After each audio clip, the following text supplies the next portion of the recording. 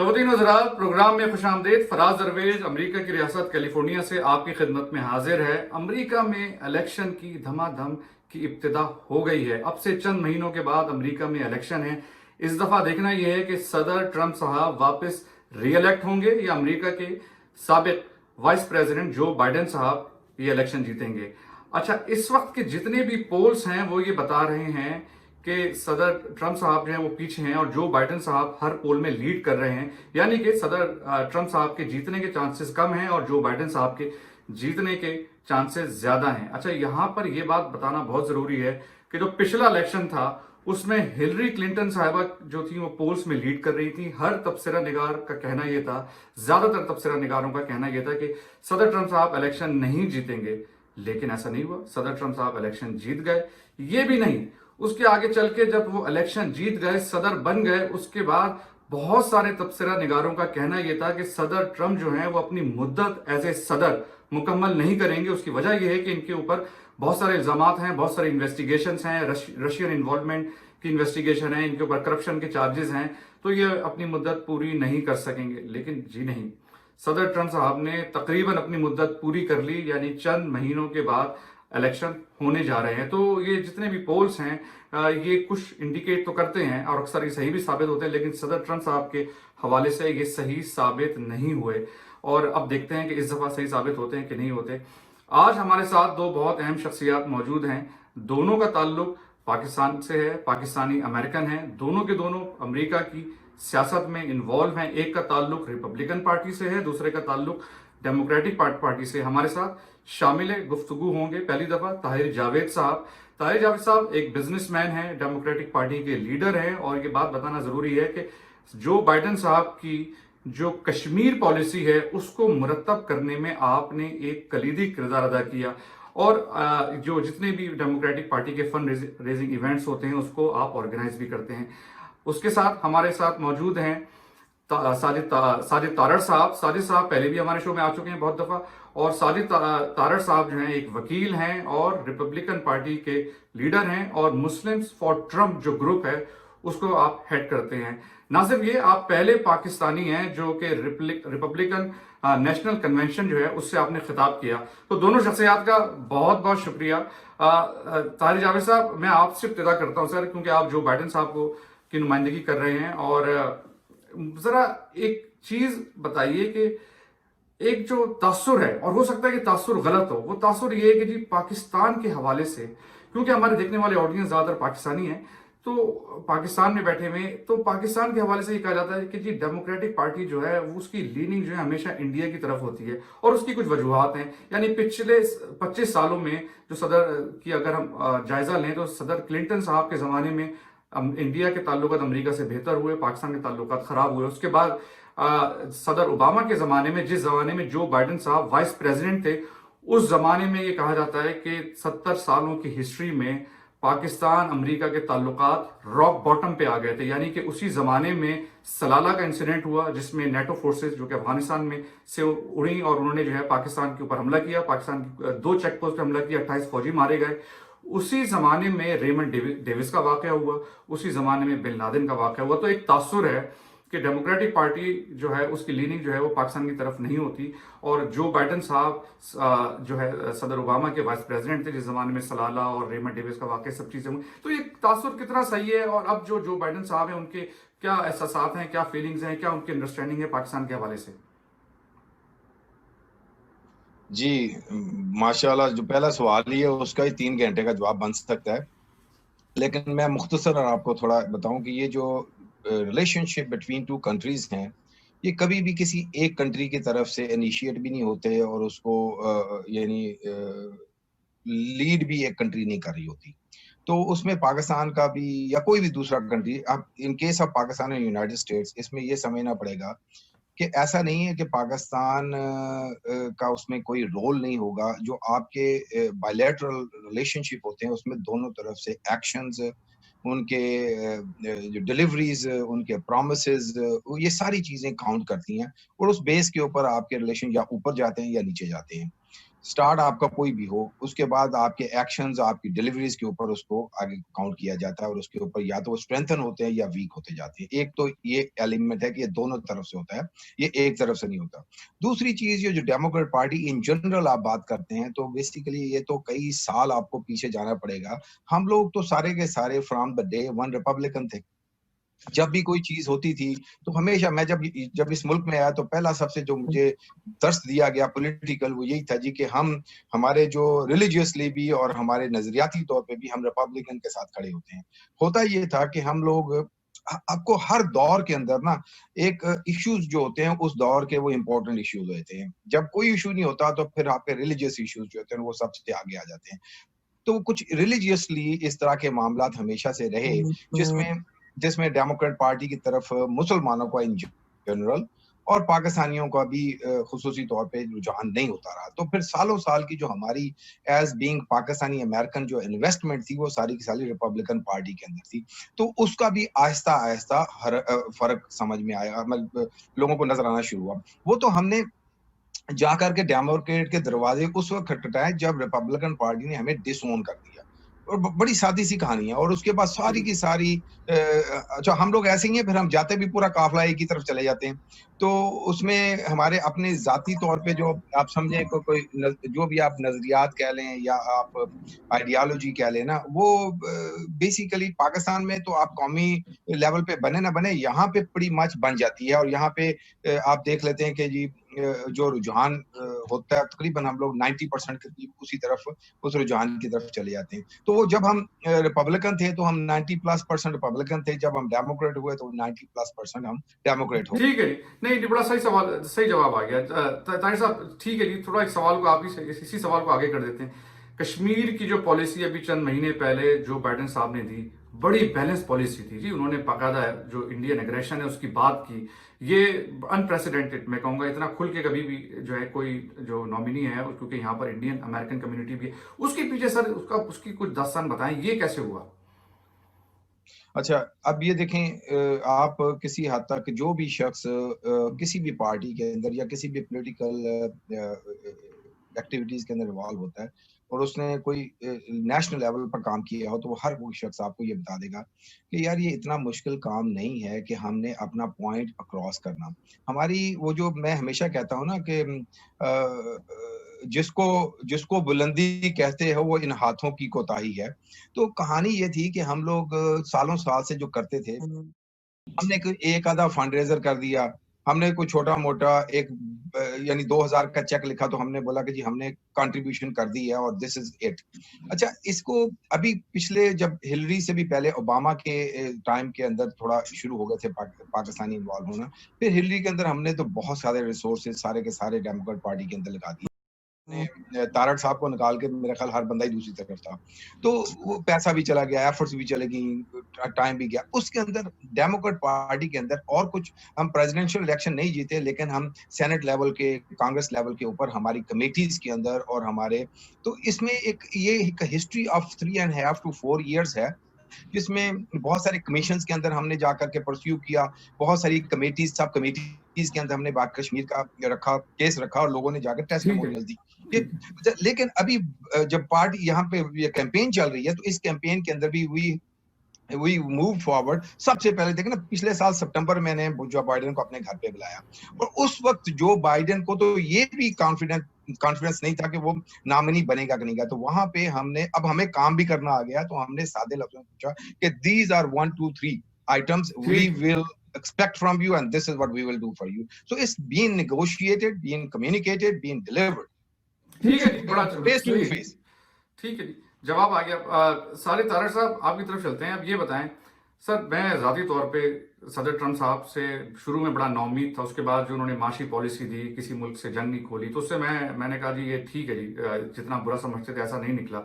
लेकिन सारे तारड़ साहब आप ये बताएं कि सदर ट्रंप का अब क्या, किधर वो स्टैंड करते हैं? कश्मीर पे उनकी कोई खास खुल के पॉलिसी नहीं आई, पाकिस्तान के हवाले से कोई खुल के सपोर्ट में आते हैं, ना कोई खुल के दुश्मनी। ठीक है जी, बैलेंस रखते हैं।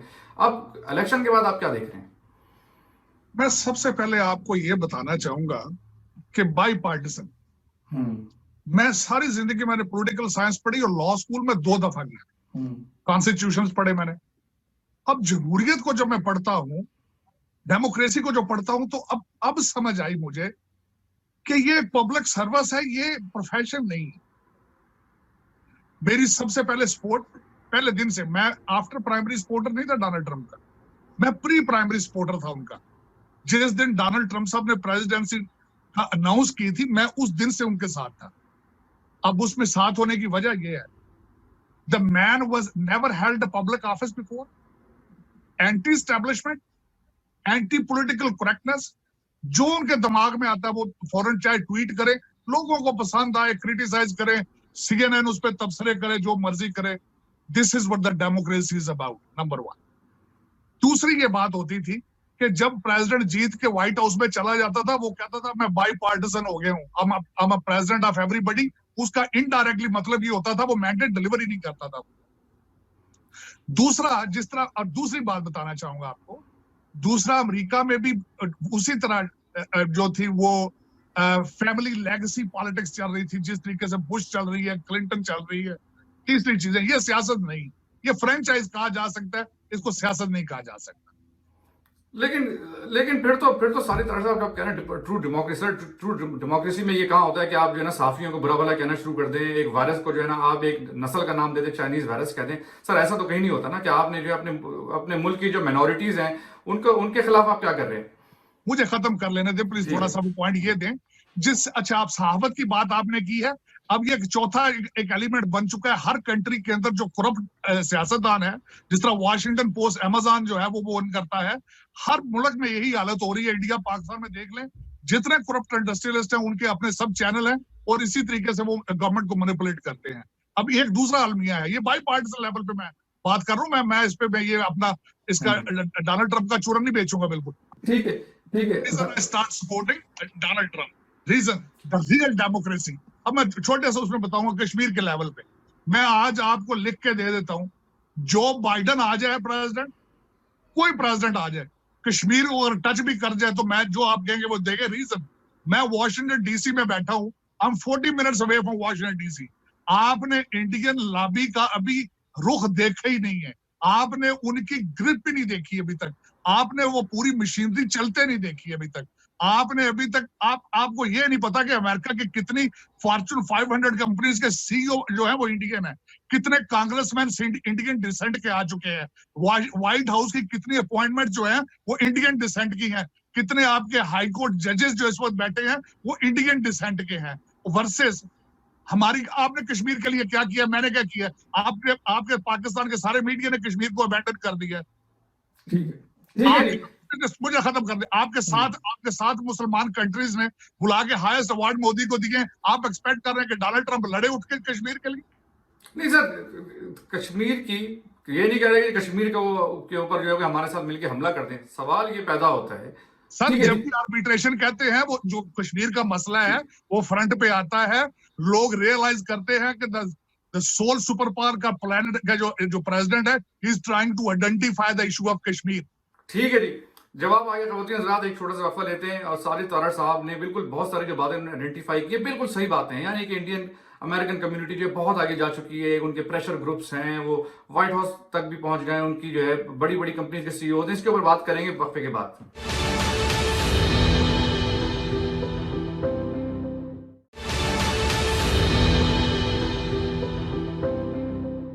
खवातीन हज़रात, वेलकम बैक। ताहिर जावेद साहब, मैं आपकी तरफ आता हूं। सर, आपने सारी तारड़ साहब को सुना और जो बातें इन्होंने कही हैं, अगर मैं ना भी चाहूं तो मुझे यकीन करना पड़ेगा, क्योंकि वो हकीकत थी। यहाँ पर इंडियन जो नसाद लोग हैं, यहाँ की बड़ी बड़ी टेक्नोलॉजी कंपनीज के सीईओज हैं, एक उनकी लॉबी है। तो सर ये बताइए कि ये कितनी मौसर लॉबी है, इंडिया की लॉबी। उसके बाद ये भी बताइए कि पाकिस्तान में जो देखने वाले हजरात हैं, वो अक्सर जब मैं पाकिस्तान जाता हूँ मुझसे एक सवाल करते हैं कि यार वहाँ पर तो इंडियन लॉबी और जो यहूदी और इजरायली लॉबी है वो पाकिस्तान के खिलाफ बड़ा काम करती है। तो जरा इसका भी बता दीजिए, इजरायली लॉबी के हवाले से भी। देखें, नो डाउट इजरायली लॉबी जो है वो सारी दुनिया को पता है कि they are very well connected with everybody. जो APEC जिस तरह वो काम करते हैं, और ये आज की बात नहीं, सालों साल से। इसी तरह जो इंडियन लॉबी है, absolutely I agree with you कि they spend a lot of money here in this country and they have very top notch lobbyist, they have their own people elected senate के अंदर, governors. I 101% agreed with Sajid Tarar साहब के Indians are way ahead of us। हम कम से कम भी अगर मैं इसको देखूं तो 20 साल इंडिया की यूनाइटेड स्टेट्स पॉलिटिक्स के अंदर जो इन्वॉल्वमेंट है उससे 20 साल कम से कम, हम ज्यादा हो सकता है लेकिन मैं मुहतात अंदाजे से 20 साल पीछे हैं। लेकिन ये जो कोताही है ना, ये अकेली डेमोक्रेट पार्टी के अंदर नहीं है। अगर आप इसको जाकर के रिपब्लिकन में भी देखेंगे तो आपको पाकिस्तानी कम्युनिटी का रिपब्लिकन पार्टी के अंदर भी कोई इतनी खास अचीवमेंट्स नहीं मिलेगी। अब मैं थोड़ी देर पहले भी आपको बोला कि आप घूम घुमा के जिस भी एंगल से जाएंगे आपको फैसलाबाद के घंटे घर की तरह साजिद तारड़ ही मिलेंगे उधर ना, किसी भी सड़क से चले जाए सामने आपको साजिद तारड़ मिलेंगे, तो उधर भी कोई इतने लोग आपको नहीं मिलेंगे। तो जो कोताही है ना, ये दोनों तरफ है। तो उसी को लेकर के जो तारड़ साहब रिपब्लिकन पार्टी में कर रहे हैं या मैं इसमें कर रहा हूँ और हमारे और बीसियों दोस्त जो डिफरेंट जगह पे कर रहे हैं, वो यही है कि जो 20-25 साल 30 साल जो पहले मैंने शुरू में बोला, जो हमने कोताहियां की हैं उससे निकल के हम क्या करते रहे हैं। हम लोग एज ए नेशन पाकिस्तान से जो आते थे ना, हम रिएक्टिव हैं। इंडिया ने एटम बम बनाया तो हमने भी बनाना है, इंडिया ने ये काम किया तो हमने भी करना है। ये तो हमारा एक जो कह रहे हैं कि ऑब्वियसली वो बड़ा कंट्री है, उसके रिसोर्सेज ज्यादा हैं, वो पहले कर सकते हैं। अब आता हूं मैं आज के सिनेरियो के अंदर, जो आप कह रहे हैं कि जी इन सारे हालात के बावजूद आप कैसे कश्मीर को आगे बढ़ा सकते हैं। तो बेसिकली हमारी जो लॉबी या हमारी जो पोजीशन है, वो आज भी, मैं नहीं इसका इतना बड़ा दावा करूंगा कि जी कि हम इंडियंस को हर जगह पे डिफीट दे सकते हैं। हम सिर्फ ये काम कर सकते हैं, जैसे आज सुबह एक मेरे दोस्त ने मुझे एक भेजा कि जी एक जो डिजिटल मीडिया के लिए इंडियन एक लड़की को बाइडेन ने हायर किया, कहते व्हाट इज आवर पोजीशन। और भाई हमें जो समझना है वो ये कि हम इंडिया को इस यहाँ पे किसी भी जगह पे डिफीट नहीं कर सकते। हमें करना क्या है, हमने अपना पर्सपेक्टिव टेबल पे रखना है, हमने अपनी जगह बनानी है। जो आज हम शुरू करेंगे, अगर देखेंगे कि जी हमारे रिजल्ट्स उस लेवल के नहीं आ रहे और फिर हम जाके घर बैठ जाएंगे, ये नहीं करना। हमने आज थोड़ा थोड़ा कतरे ड्रॉप करेंगे तो शायद 20 साल के बाद हम उस जगह पे पहुंच जाए जहां पे ये लोग हैं, और हमें दरमियान में शायद ज्यादा एफर्ट करनी पड़े। तो कहने का मतलब ये है कि आज के सिनेरियो में, आज जहां पे हम खड़े हैं, तो इसके अंदर जो ये जो माहौल बना है, जिसके अंदर आज इंडिया को ह्यूमन राइट्स की वॉच लिस्ट के ऊपर डाला गया अमेरिका के अंदर, आपने बताया मुझे पहले कितनी दफा था। और इसका बेसिकली अगर साजिद तारड़ साहब बोले कि डोनाल्ड ट्रंप के बैठते हुए ऊपर डोनाल्ड ट्रंप है और बेशुमार निकी हेली ये वो सब बैठे हैं, उसके बावजूद ये कुछ महीने पहले इंडिया माइनॉरिटीज की वॉच लिस्ट के ऊपर इंडिया का नाम पहली दफा है। तो ये काम तो हो रहा है, थोड़ा हो रहा है, हम्बल हो रहा है। अच्छा, इसमें आज ये बहुत बड़ा एक मौका हमारे पास इसलिए है कि मोदी ने जाती तौर पे इसको इंडिया में डिस्टर्ब कर दिया। उसने मुसलमानों को ही नहीं पकड़ा, उसने क्रिश्चियंस के साथ भी, सिखों के साथ भी, हर माइनॉरिटी के साथ वहां पे जो सलूक हो रहा है उसकी बज यहाँ पे आ गई है। फिर डिजिटल मीडिया, सोशल मीडिया, ये सारी चीजों से ये चीजें लीक होकर वापस आ रही हैं, तो ये सारी हमारे हक में जाती हैं। चूंकि दे आर रॉन्ग और दे आर एब्सोल्युटली रॉन्ग, हमें बहुत ज्यादा काम नहीं करना, हमें सिर्फ हाईलाइट करना है, जिसके लिए आप अगर वापस आएंगे मेरे पास तो मैं आपको बताऊंगा जब सेनेटर्स को इंडिया या पाकिस्तान भेजा उससे क्या हमारा। ठीक है, यानी कि इंडिया खुद ही अपनी खाई में गिर रहा है। साजिद तारड़ साहब, आपकी तरफ एक नया सवाल लेके आता हूं सर।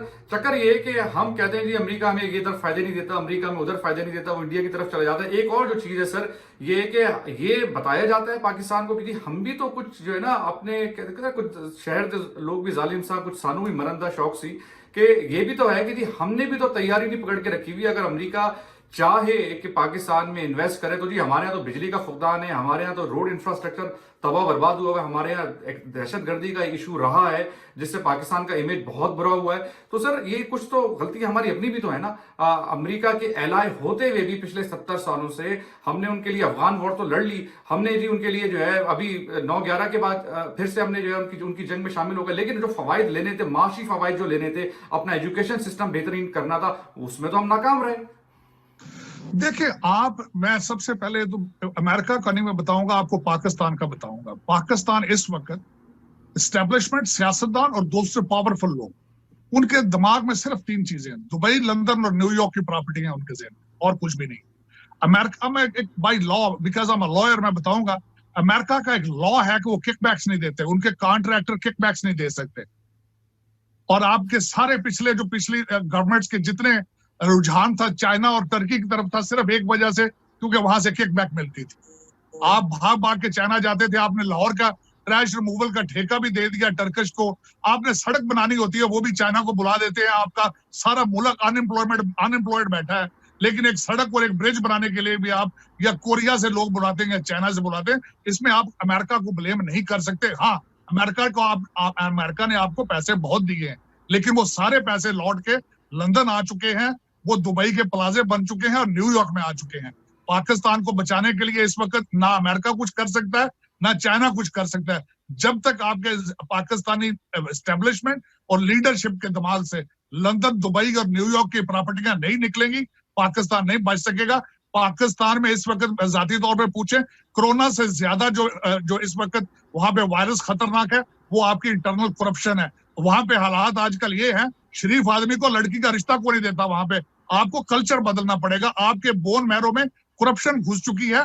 आपको इंटरनल चेंज की जरूरत है, एक्सटर्नल हेल्प की जरूरत नहीं है। आपके पाकिस्तान में अमेरिकन जो कंटेनर्स के हिसाब से डॉलर देते रहे, तो वो कहाँ गए हैं सारे? वो सारे न्यूयॉर्क आ गए हैं, वो सारे दुबई चले गए हैं, वो सारे न्यूयॉर्क बैठे हैं। तो आप, और तीसरी बात है, मुझे आप तक भूलती नहीं बात, मैं छोटा सा आपको एक बात कहना चाहूंगा कि मुझे एक हमारे बदामी साहब हैं, उन्होंने मेरा एक इंटरव्यू लिया व्हाइट हाउस के सामने जब 2016 में, तो उन्होंने मुझे क्वेश्चन किया कि तार साहब, डोनाल्ड ट्रंप साहब इलेक्शन जीत के पाकिस्तान के लिए क्या करेंगे? मैंने जवाब पता क्या दिया था? वो क्यों करेंगे? वो तो अमेरिका प्रेसिडेंट बनेंगे, अमेरिकन प्रेसिडेंट, अमेरिका का इलेक्शन लड़ रहे हैं भाई। वो पाकिस्तान के लिए पाकिस्तान के प्राइम मिनिस्टर को करना चाहिए कुछ। आपको हालात इस वक्त पेट्रोल के, चीनी के और आटे के पता क्या चल रहा है वहां पे? ठीक है, इसमें अमेरिका क्या करेगा जब आपकी इंटरनल विल ही नहीं है? मुझे ये बताएं, नवाज शरीफ तो भाग गया, पैसे लेके दवाई लेने गया था, जहांगीर तरीन की बात क्यों नहीं हो रही वहां पे? ठीक है जी, जवाब आ गया जी। ठीक है जी, ताहिर जावेद साहब, आपने सारी साहब का जवाब सुन लिया। मेरा सवाल आपसे भी यही है सर कि पाकिस्तान जो है, फवाइद लेने के लिए आपको तैयारी करनी पड़ती है। अगर आपकी फैक्ट्री में आग लगी हुई है तो आपको बिजनेस कौन देगा? आपकी फैक्ट्री में बिजली नहीं आ रही तो कौन आपको बिजनेस देगा? तो सर, ये कुछ अपनी जो कोताहियां हैं उसमें, उसके हवाले से कुछ बताइए। क्या क्या आप क्या रेकमेंड करेंगे? कुछ इंप्रूवमेंट हुई है इमरान खान साहब के आने के बाद? क्योंकि उम्मीद बहुत थी कि जी इमरान खान साहब आएंगे तो बहुत इंप्रूवमेंट आएगी। आप शामिल थे, इमरान खान साहब आए थे अमेरिका और उनकी जो इतनी बड़ी रैली हुई थी उसमें आप दोनों हजरात बल्कि शामिल थे। तो सर बताइए कि कुछ इंप्रूवमेंट हो रही है? आपने जो खान साहब को एक गोशगुजार जो बातें की हैं उसमें चीजें फॉलो हो रही हैं कि नहीं हो रही हैं? देखें, इसको भी आप थोड़ा पीछे लेके, मैं again one more time, Tarar साहब ने जो बात की है ना, जो इंडिया का भी आप मामला कर रहे थे कि इतनी वो कॉर्पोरेट अमेरिका के अंदर वो लोग मौजूद हैं, तो बेसिकली हमारे यहाँ आज की डेट के अंदर किसी भी मुल्क का किसी दूसरे मुल्क के ऊपर जो लेवरेज क्रिएट होता है ना, वो उसकी इंपोर्ट और एक्सपोर्ट के बेसिस के ऊपर होता है। आप ट्रेड के अंदर, क्योंकि अनफॉर्चुनेटली अभी वो एथिक्स, ये सारी चीजें बाद में आती हैं, आप ट्रेड में कहाँ पे खड़े हैं किसी जगह पे। हमारा मुल्क जो है 5वां बड़ा मुल्क है, हमारे पास इतनी पॉपुलेशन है। हम चाहें, देखें रिसोर्सेज आपके पास हैं नहीं है कुछ भी है, अगर हम चाहें तो हम किसी भी मुल्क के साथ अच्छे रिलेशनशिप बना सकते हैं। चाइना के साथ आपके इतने अच्छे रिलेशनशिप इतने सालों से जो बनते आ रहे हैं, और इस वक्त तो इतनी बड़ी स्ट्रेंथ के अंदर आपने खोल के हाथ में दरवाजे खोले चाइना को कर दिया। Basically Chinese are everywhere. तो आप अगर आप कोई भी चीज उठाते हैं, जैसे अभी ताड़ साहब भी बात कर रहे थे, जो सड़कें छोटी मोटी आगे पीछे हर जगह चाइनीज काम कर रहा है, आपकी कॉलोनियां बन गई, चाइनीज उसमें रह रहे हैं। अच्छा, अब आप इन्होंने बड़े दुबई और कतर, इन्होंने कतर की बात नहीं की। मैं आपको कतर की एक स्पेशली बात बताता हूँ कि नवाज शरीफ के टाइम के ऊपर ये जो एलपीजी का कतर के साथ जो ठेका किया इन्होंने, मैं अगर नवाज शरीफ की जगह होता तो ये ह्यूस्टन में करता, मैं अमेरिका से लेता, उसके अंदर एक तीर से 2 निशाने लगाता। एक तो आपकी ट्रेड होती, आप यहां से बाई करते, हो सकता है थोड़ी सी महंगी होती, उसके साथ आपकी डिप्लोमेसी मजबूत होती। आज आपकी पोजीशन टोटली, डोनाल्ड ट्रंप जैसा प्रेसिडेंट अगर बैठ के देखता बैलेंस शीट के पाकिस्तान इतने पैसे यहां से कर रहा है, तो आपकी से डिफरेंट होती, आपकी बात डिफरेंट होती। लेकिन वहां से कतर से इसलिए ली गई कि कतरी शहजादे खत दाएं से बाएं पहुंचा देते थे। अनफॉर्चुनेट है। तो बात वही है, एंड ऑफ द डे हम लोग कौमी जो मामलात के ऊपर जातियात। ठीक है, नहीं लेकिन ताहिर साहब ये बताइए, खान साहब के आने के बाद है कि नहीं, वो सब बातें तो पुरानी है ना, नवाज शरीफ साहब ने जो किया ठीक है जी, वो तो अब लंदन भागे हुए, लेकिन उम्मीद ये थी कि जी अब खान साहब आ जाएंगे ना, चीजें बड़ी तेजी से बेहतरी की तरफ जाएंगी और 30 दिन में 90 दिन में ये हो जाएगा वो हो जाएगा। सर कुछ कितना हुआ, कितना मौसर साबित हुए? खान साहब के सर पे बेइंतहा जो ऑनेस्टी का भूत सवार है ना, तो उनकी जो ऑनेस्टी है वो तो मेरे ख्याल वलियों से ऊपर वाली ऑनेस्टी है। एक मैं बड़ा आज पहली दफा मैं बोल रहा हूँ ये चीज। देखें, जब ये नए नए आए गवर्नमेंट के अंदर, इन्होंने आकर के जो डॉलर के साथ पैसे का जो एक्सचेंज था ना, वो सालों साल से उसमें 2 नंबरी हो रही थी, उसको फिक्स किया जाता था, और ये अकेला पाकिस्तान फिक्स नहीं करता था, दुनिया का हर मुल्क फिक्स करता था। खान साहब ने वहां पे बेहतरीन ऑनेस्टी के साथ बोला कि जो रियलिटी है उसके साथ उसको कर दिया जाए। हम एकदम 25 रुपए का फर्क पड़ गया, वो फर्क आज तक पड़ते पड़ते आज तो शायद हम 165 पे गए। ये जो आपका ये जो इतना बड़ा जो गैप क्रिएट हुआ ना, इस गैप मैं कहता हूँ बाकी सारी चीजें छोड़ दें, सिर्फ इस गैप को फिल करने के लिए इनको 10 साल चाहिए, और ये 5 के लिए इलेक्ट हुए हैं। वहां पे जो एक फिर उसके बाद IMF के साथ जिन्होंने जो मामला करने के लिए बैठे थे, तो खान साहब का एक मैं कहूंगा कि बड़ा एक अच्छा ख्वाहिश थी, इनकी नेक ख्वाहिश थी कि हम इतना बड़ा पैकेज साइन ना करें, हम अपने मुसलमान मुल्कों से या किसी और जगह से उसमें से कुछ आसानियां पैदा करें, जो हल्की फुल्की हुई, लेकिन वो भी आटे में नमक के बराबर हुई। एंड ऑफ द डे हमें वापस वहां पे जाना पड़ा। तो ये जो 1-2 चीजें जो मैं उनकी नीयत पे शक नहीं करता हूँ, बहुत ईमानदारी के साथ उन्होंने की, उसको हम अभी तक रीपे करते चले जा रहे हैं। अब वो इन्होंने उसके बाद छोटी छोटी चीजें कभी इधर खड़ी होती है, लेकिन आपका जो ओरिजिनल गैप इतना बड़ा आ गया है कि उसको आप फिल ही नहीं कर सकते। ठीक है जी, ठीक है, छोटा सा खवातीन छोटा सा वक्फा लेते हैं, वापस आते हैं।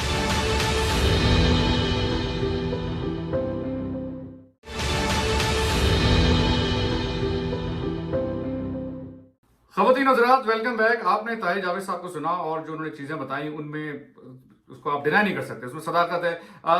साजिद तारड़ साहब, आपने ताहिर जावेद साहब को सुना कि जी अपनी तैयारी जो है वो तो नजर नहीं आ रही ना, और उसके बाद खान साहब से जो उम्मीदें थी, आपने जो उम्मीदें लगाई थी खान साहब से, सर आप भी मिलते भी रहे, आप मुझे बताइए वो कितनी मौसर साबित हुई? सर मैं उन लोगों में शामिल हूं कि जो इमरान खान साहब के जीतने के लिए दुआएं मांगता रहा, और आज मैं कहां खड़ा हूं। उजैर बलोच की GIT की रिपोर्ट कि पाकिस्तान में रिलीज कल होनी है, वॉशिंगटन DC में आज आ चुकी है। 198 मर्डर उसने कन्फेशन कर लिया। नंबर 1। अयान अली का सबको पता है, टिकटॉक गर्ल का सबको पता है। आपको खुसरो साहब के, तरीन साहब के डाके का पता है, आपको आटे के माफिया का पता है, आपको पेट्रोल के माफिया का पता है। अब मुझे एक छोटी सी बात बताएं, जब वजीर आजम के बैठे हुए सामने उसके वजीर एक दूसरे के गल में फाड़े हैं, थप्पड़ मारे हैं, तो आप उसको किधर लेके जाएंगे? उसको गवर्नेंस में, आपकी गवर्नेंस किधर गई है आपकी? चौथी बात यह है, आपको पता है रोजवेल्ट यहाँ पे न्यूयॉर्क में PIA की पूरी कीमत से ज्यादा रोजवेल्ट होटल है, और उस पे डाके की पूरे 1 साल से तैयारी हो रही है, और खान साहब के अपनी मेज के नीचे सारा कुछ हो जाए।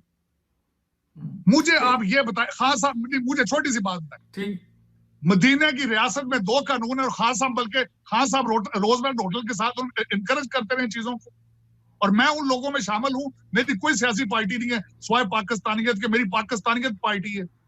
मैं कभी किसी बंदे को इंडोर्स नहीं करूंगा जो पाकिस्तान के खिलाफ है। खान साहब का मैंने उस्मान बुलदार साहब को एक्सेप्ट कर लिया।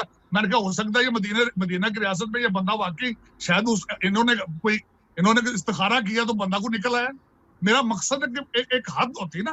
खान साहब ने आज तक जिस माफिया को हाथ डाला उस माफिया की लॉटरी निकल आई है। सर पेट्रोल के माफिया की लॉटरी निकली अभी लेटली। सर ढाका चीनी अभी कम हुई प्राइस चीनी की, देखें ना, चेक करें आप। आटा मुल्क जरा ही मुल्क है, आप आटा इंपोर्ट कर रहे हैं आप डॉलर 170 का नहीं। मेरी थोड़ी सी बात खत्म कर। सर मेरा मुल्क, मेरी ये मादरे मिल्लत है सर, मादरे मिल्लत। ये मुझे सिर्फ एक बात का जवाब दें, जो वजीर जिन वजीरों को चार्जशीट दी गई हो और वो खुद ही अपनी चार्जशीट कैबिनेट की मीटिंग में बैठ के देख रहे हैं, इसको आप गवर्नेंस कहेंगे आप? सर ये तो कमाल ही हो गया। ये तो आप तो वो आदमी है जो कि इमरान खान साहब के बड़े सपोर्टर थे। मैं आपसे जब शुरू में बात किया करता था उससे पहले, ये तो कमाल हो गया। और जी ये कहा जाता है कि जी ओवरसीज पाकिस्तानी जो है, देखिए एक चीज बड़ी अहम है कि ओवरसीज पाकिस्तानी और खासकर आप जैसे लोग जो कि यहाँ की सियासत में भी जो है इन्वॉल्व है, यहाँ के बिजनेसेस में इन्वॉल्व है। खान साहब ने तो अपना पूरा जो आर्गूमेंट बनाया था वो ये कहा था कि जब हम लोग आएंगे, जब हम जो है पावर में आएंगे, तो जो ओवरसीज पाकिस्तानी जो हमारा असासा है, हम जी उनको लेकर आएंगे और वो जो है तकदीर बदलेंगे। क्योंकि हुआ ना, चाइनीज अमेरिकन जो थे या इंडियन अमेरिकन जो है, इन्होंने इंडिया की जो माशी तरक्की है उसमें एक कलीदी किरदार अदा किया, चाइनीज ने भी कलीदी किरदार अदा किया। तो सर ये आपको लगता है कि आप लोग इंगेज हैं? मैं तो आपसे ये सवाल करूंगा कि आप लगता है कि खान साहब के दौर में आप इंगेज हैं? सर मेरे जैसा बंदा सुबह शाम पाकिस्तान के लिए खून के आंसू रो रहा है सर। मुझे आप मुझे सारी छोटे नदीम जोसेफ जिसको मारा गया है पेशावर में सिर्फ क्रिश्चियन होने के लिए, उसको इंसाफ किसने देना है? खान साहब ने साहिवाल के वाकये का इंसाफ दिए किसी को? खान साहब कमीशन बना देते हैं और कमीशन बनाने का सिर्फ मतलब ये होता है कि उस बात को पुश अंडर द रग। मैंने सिर्फ जो आपको एक बात बताई है कि जिन वुजरा के ऊपर चार्ज शीट्स हैं वो अपने खुद ही चार्ज शीट को देख रहे हैं कैबिनेट में बैठ के। ठीक है, मुझे इस बात का जवाब आप दे दें आप। ठीक है। ताहिर जावेद साहब, सर मैं आपकी तरफ आता हूं। सर आप जैसे लोग जो कि पाकिस्तानी अमेरिकन पॉलिटिक्स में भी इन्वॉल्व, यहाँ के कारोबारी तबके से आपका ताल्लुक है, सर ये बताइए खान साहब की अगर आपके पास जब अभी कॉल आ जाए या अगली जो आपकी खान साहब से, इमरान खान साहब से मीटिंग होगी, तो सर आप उनको क्या मशवरा देंगे, क्या करना चाहिए? कि एक सवाल है ना कि जी हम अमेरिका से बड़ी उम्मीद लगा के बैठते हैं, तो हमें खुद भी तो कुछ तैयारियां करनी चाहिए ना। सर क्या मशवरे देंगे आप इमरान खान साहब को? जी, दो बेसिक चीजें, एक तो अमेरिका के हवाले से तो बाद में करूंगा। सबसे पहले तो मैं ये कि बहुत सारी खान साहब ने जो एक कल्चर चेंज करने की कोशिश कर रहे हैं ना, कि हर चीज को शफाफ तरीके से लोगों के सामने लाया जाए, जो रिपोर्टें हैं उनको लाया जाए। जो देखें, इन्होंने शुगर की रिपोर्ट लेकर के आए तो उसके ऊपर भी इनको सेटबैक हो गए। उसके बाद ये अभी जो पीआईए के पायलट्स की रिपोर्ट है, उन्होंने ओपनली इसको बोला, तो यूरोप के अंदर इनकी वो खत्म हो गई चीजें। ये चीजें अच्छी हैं। वो जो स्टाइल अडॉप्ट करना चाह रहे हैं इंग्लैंड वाला, वो मतलब देरपा हो सकता है, उसके रिजल्ट 40-50 साल के बाद निकल सकते हैं, लेकिन फौरी तौर पे उनको क्या होता है, फौरी तौर पे आपकी फ्लाइटें बंद होगी, फौरी तौर पे आपकी चीनी और महंगी होगी, माफिया आपके खिलाफ हो गया, फौरी तौर पे उनको इस सच्चाई का जो है वो नुकसान हो रहा है, बहुत ज्यादा नुकसान हो रहा है। तो अगर इसको देख लें कि 1, 2, 3, 4 दफा हो रहा है, तो मेरे ख्याल में इतना ओपनली इन चीजों को करने की बजाय अपने कल्चर को, अपनी जो जरूरियात को देखते हुए तरीके से उसको लेकर के अगर चलें, तो एकदम उनका जो है ना, बहुत सारी चीजें बार बार जो है एक कट्टा खुल बंद करते तो कहते बांधते तो दूसरा खुल जाता है, तो वो जो चीजें इनको ये संभालनी पड़ेंगी। लेकिन ये हो इसीलिए हो रहा है कि वो शख्स कह रहा है कि जो चीज सच्चाई है उसको फौरी तौर पे आगे बयान कर दो। पाकिस्तान के अंदर जो सियासतदान है वो इतना करप्ट है कि उसके अंदर एक कतरा भी मेरा ख्याल ईमानदारी का दोनों पार्टी, इनकी अपनी पार्टी के अंदर भी नहीं है। तो वो सारी चीजें इनके गेम प्ले, फिर जो मीडिया है वो सारा, ऑब्वियसली मीडिया तो पहले क्रिटिसाइज करेगा ना बरसर इख्तियार पार्टी को। तो ये एक तो ये चीज है कि इसको थोड़ा पॉलिटिकली लेकर के चल जाएं, इतनी ज्यादा नेकेड ट्रुथ को फ्रंट पे ला के अपने लिए मुसीबतें खड़ी करने की जरूरत नहीं। ये बड़ा मैं सादे लफ्जों में बोल रहा हूं। दूसरी, अमेरिका के साथ जो सिचुएशन है, जो नवाज शरीफ साहब ने इतना गैप डाल दिया कि अमेरिका को फुल इग्नोर कर दिया था, 101% इग्नोर किया था 5 साल में, उसके ऊपर इमरान खान साहब ने इग्नोर नहीं किया। वो यहाँ पे आए हैं, प्रेसिडेंट से भी मिले हैं, कांग्रेसमैन सेनेटर से भी मिले हैं, उसके बाद उन्होंने अपना बेस्ट एम्बेसडर यहाँ पे भेजा। मामला को बेहतर तरीके पर चलाने की कोशिश की जा रही है और आगे भी। लेकिन मैं फिर भी बोलूंगा कि इस वक्त वो तारड़ साहब ने जो बात की थी ना, वो अकेला अमेरिका नहीं है, पाकिस्तान को भी अपनी तरफ से कोई स्टेप्स आगे उठाने पड़ेंगे, ताकि हम किसी एक जगह पे म्यूचुअली जा करके मिले और वो रिलेशनशिप को, अमेरिका पाकिस्तान को वापस नए सिरे से 80s वाले माहौल के ऊपर हम किसी तरीके से ले जा सकते। ठीक है। तो देखिए ताहिर जावेद साहब, ये बताइए कि सर आपने जो उम्मीदें लगाई थी इमरान खान साहब से, जब वो आए भी थे यहाँ, वॉशिंगटन भी आए थे, आपकी मुलाकातें भी हुई थी, तो आपकी जो उम्मीदें आपने लगाई थी, क्या वो उम्मीदों में पूरा उतर रहे हैं कि नहीं उतर रहे हैं? खान साहब की जो इकॉनमी और जॉब्स और ये बाकी सारी चीजें हैं ना, उसके ऊपर तो नहीं पूरा उतर है, लेकिन at the same time corruption को पकड़ने के जो वादे किए थे, वो यकीन करें उसके ब्रूजेस एवरी डे वो शख्स अपने मुंह पे ले रहा है। उसी की वजह से बाकी चीजें, जब आप एक करप्ट आदमी को पकड़ोगे तो वो क्या आपको छोड़ेगा? जिन्होंने अरबों खरबों रुपया बना के रखा हुआ है, वो बिहाइंड द सीन उस पैसे को खर्च करेगा। तो he is taking the lot of bruises for being very honest and going after corruption. ठीक है जी, ठीक है। छोटा सा खवातीन हज़रात, छोटा सा वक्फा लेते हैं, वापस आते हैं।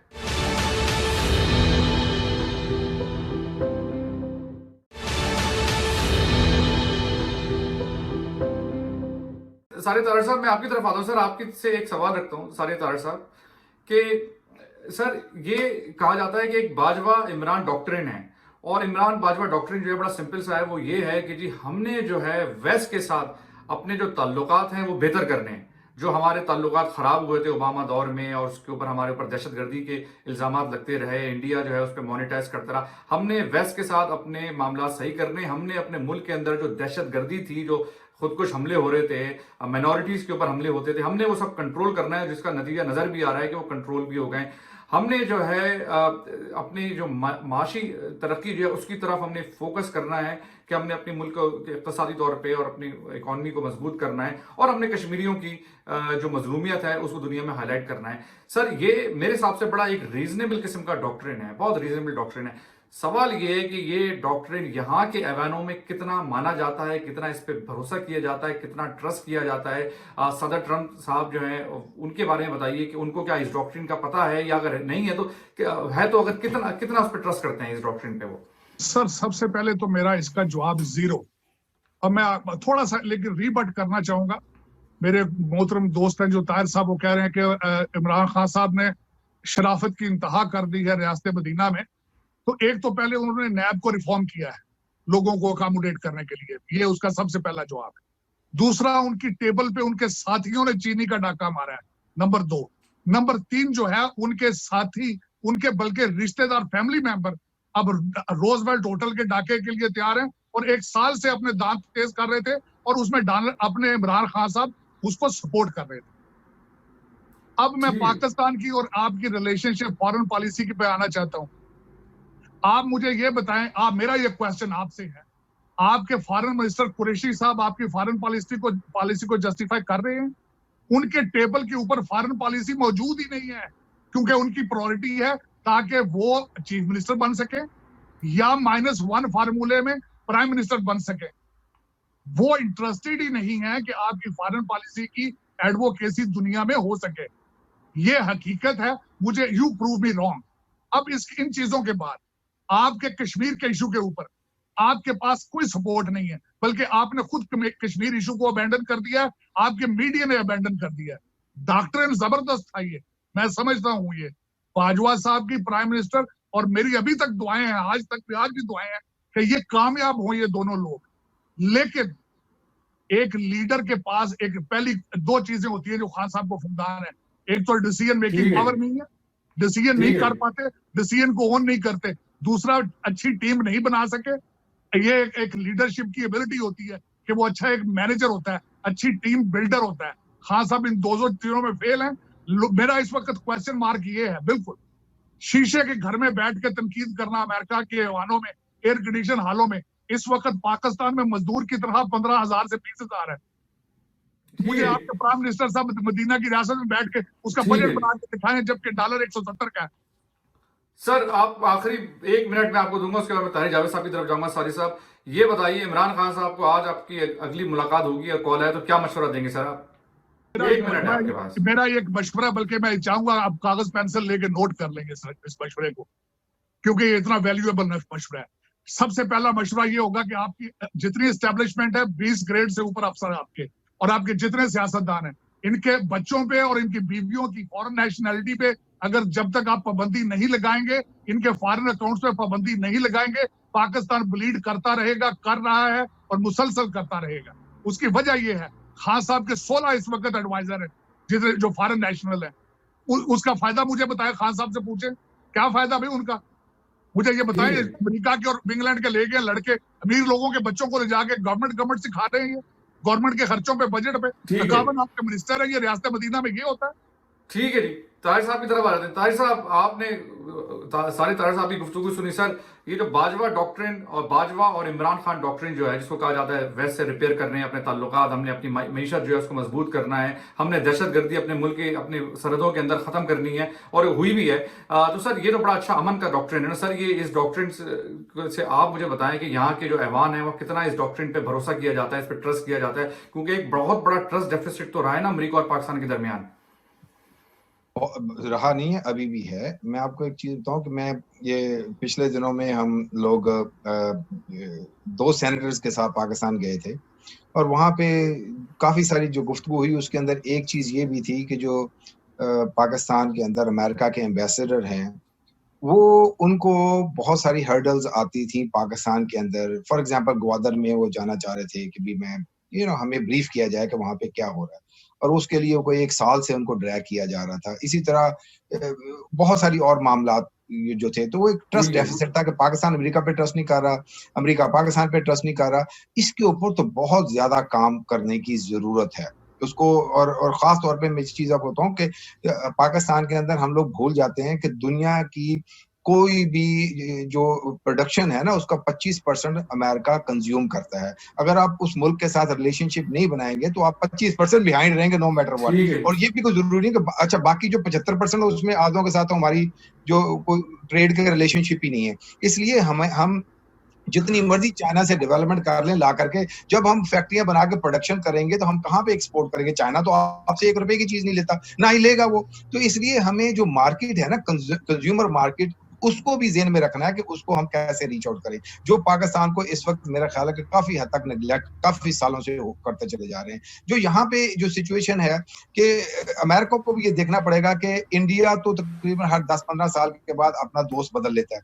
बड़ी सादी-सी कहानी है। और अफ़गानिस्तान के अंदर आप बैठ के जो मर्ज़ी इंडिया जो जिस स्ट्रेटेजिक प्लेस पे पाकिस्तान बैठा है, तो कभी अगर पाकिस्तान ने अमेरिका के साथ दोस्ती सही मायने में करके और वाक़ई डिलीवर किया है, तो वो पाकिस्तान ही है। कोई ऐसा मुल्क नहीं है जिनको और एक बहुत बड़ा स्पैम है 20, 25, 30 साल जिसके अंदर कोई डेफिसिट ऑफ ट्रस्ट नहीं था। तो ये वापस ये जब आपकी एक टाइम पे अच्छी दोस्ती थी, अच्छा रिलेशनशिप था, उसको वापस किया जा सकता है। I think there is hope and we can do that. लेकिन ठीक है। एक चीज़ ठीक। मैं तो चलते-चलते जो आपने वो इमरान खान के हवाले से जो की थी ना मामला, उसके ऊपर मैं थोड़ा-सा आपको ये बताता जाऊँ कि ये वाक़ईतन जो हमारा मेरे ख़्याल में जो उनके इलेक्टेड मिनिस्टर्स और नॉन इलेक्टेड मिनिस्टर के अंदर एक स्ट्रेस जो क्रिएट होती चली जा रही है ना, वो भी मेरा ख़्याल है कि इनको थोड़ा-सा आगे जा कर के काफ़ी स्ट्रेस इसके अंदर क्रिएट होगी।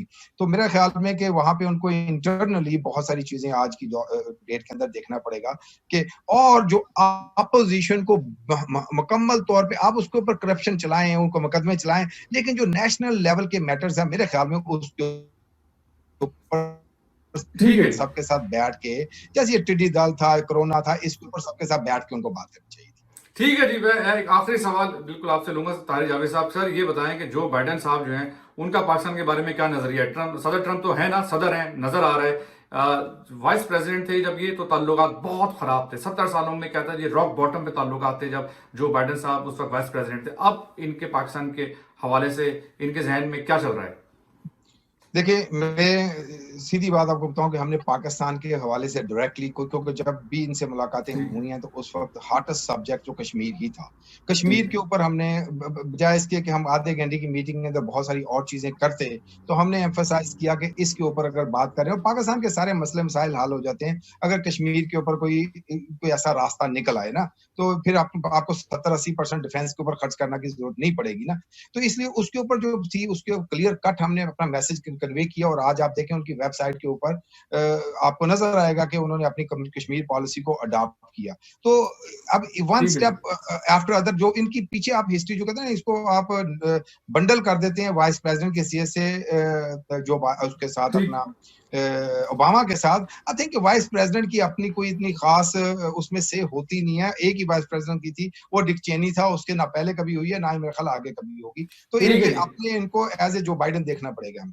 ठीक है जी, साजिद तारड़ साहब आपका, तारिक जावेद साहब आपका बहुत शुक्रिया सर। आने वाले दिनों में देखते हैं इलेक्शन से पहले क्या माहौल बनता है। इस दुआ के साथ कि पाकिस्तान में हालात बेहतर हो, अमेरिका में हालात बेहतर हो, कोरोना की जो वबा है इससे जल्द से जल्द हमारी जान छूटे। फराज दरवेश को इजाजत दीजिए। खुदा हाफिज।